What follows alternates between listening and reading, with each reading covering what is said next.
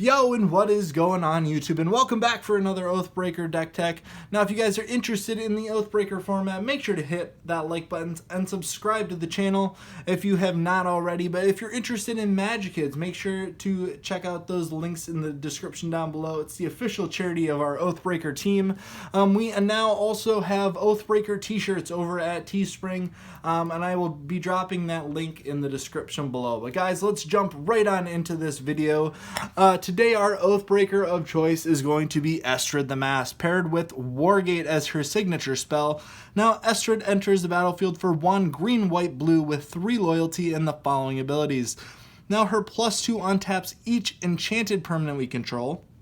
Her -1 creates a white aura enchantment token named Mask attached to another target permanent. The token has enchant permanent and totem armor, so it just acts as an extra totem armor.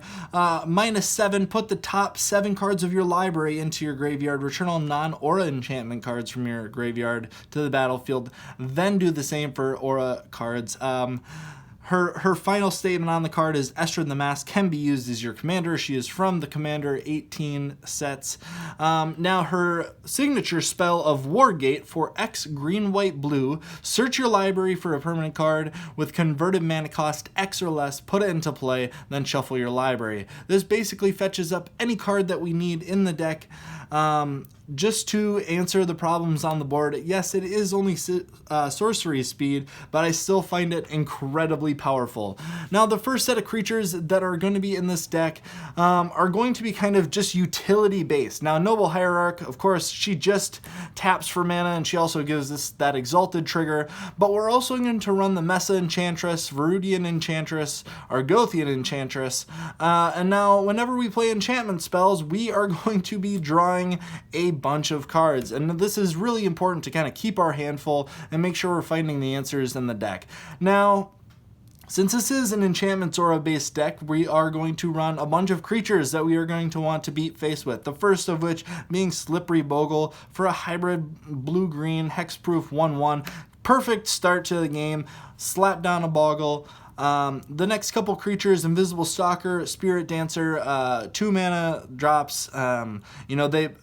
Invisible Stalker less valuable, but him being hexproof and unblockable is extremely good. Of course, Spirit Dancer, she can get really big really fast, plus whenever we cast an aura spell we get to draw a card.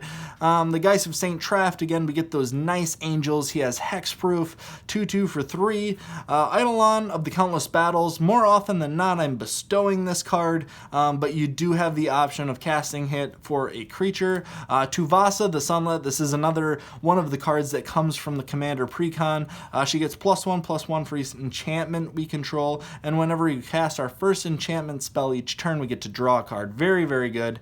Now, our top-end creatures are going to be Shalai. Shalai gives us, planeswalkers we control, and other creatures we control hexproof. Extremely good if our auras and enchantments are doing that already. Sigarda, Host of Hurons, flying hexproof. She's so good.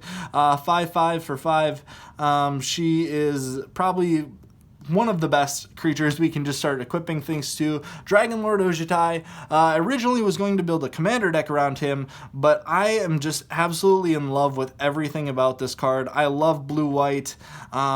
He has hexproof. Whenever he deals damage to a player, we get to look at the top 3, put 1 in our hand, put the rest on the bottom. It's an extremely good answer to the board. Now, on to the auras that we're going to be casting. Bear Umbra, this is probably one of the best. Enchanted creature gets +2/+2, and whenever it attacks, we get to untap all the lands we control.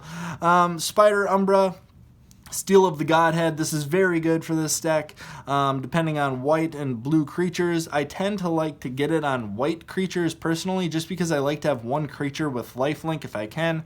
Ancestral Mask, enchanted creature gets +2/+2 for each other enchantment in play. This is really good if you land it early and you can kind of ramp out from there. Daybreak Coronet, kind of similar to Steel of the Godhead. I love to have one creature with lifelink. Ethereal Armor, Rancor. Rancor definitely doesn't need much of an introduction. +2/+0 and Trample.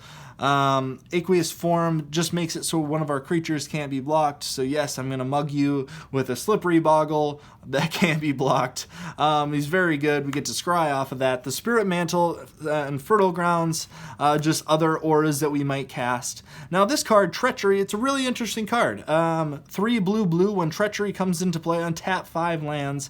You get to control enchanted creature. So when your opponent casts a Kozilek, and you follow the next turn with a Treachery, that seems pretty good. Whenever you can just steal your opponent's creatures, you get to enchant them, and then you can start using your other auras to just go off. Now, how are we going to protect our enchantments and auras? We have Greater Auramancy. Other enchantments we control have Shroud, and the enchanted creatures we control have Shroud. We're also running Sterling Grove. All other enchantments can't be the targets of spells or ability. It's also kind of a tutor if you're willing to sacrifice the Grove. Banishing Light just to get rid of target permanents. Propaganda. Always a good card. If you need, if you don't quite get the start you're looking for, Propaganda can slow your opponents down just to give you some time to kind of get going in the game. Opposition and Stasis. Now this is just really kind of a spicy combo. Stasis makes it so players do not get an untap phase during your upkeep, pay blue, or destroy Stasis. Now with Opposition, we get to tap an untapped creature we control and tap down an artifact, creature, and land. Now, we are going to enchant our permanents so we can untap them with Estrid through the Stasis, so then we'll have 1 land through the Fertile Ground and anything else we have, but we can just tap our creatures down through Opposition, tap our opponent's cards, untap them with Estrid, go to Beats, and just kind of keep recycling that mechanism. Now, we also have a few kind of just instant sorcery spells. Idyllic Tutor and Enlightened Tutor, we can just search up the enchantments we need to kind of finish the game. Winds of Wrath, this was one card that kind of argued for maybe a signature spell place, just because it can kind of be a game ender in our favor. Destroy all creatures with no enchantments on them. Those creatures cannot be regenerated this turn.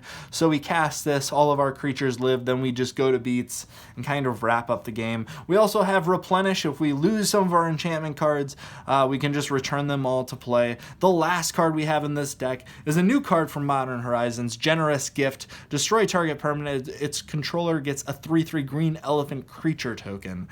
Now that's going to be it for this Oathbreaker Deck Tech. Now guys, if you have any suggestions you'd like to see for an Oathbreaker Deck Tech, make sure to leave a comment down below and I'll try to make my way through them. The next video we have is actually going to be the new Ashiok from War of the Spark paired with Exhume. I'm really excited about that one. I threw it up on Twitter the other day. Again, if you guys are looking to follow us on social media, make sure to check out all the links down below in the description. But as always, guys, I will check you guys later.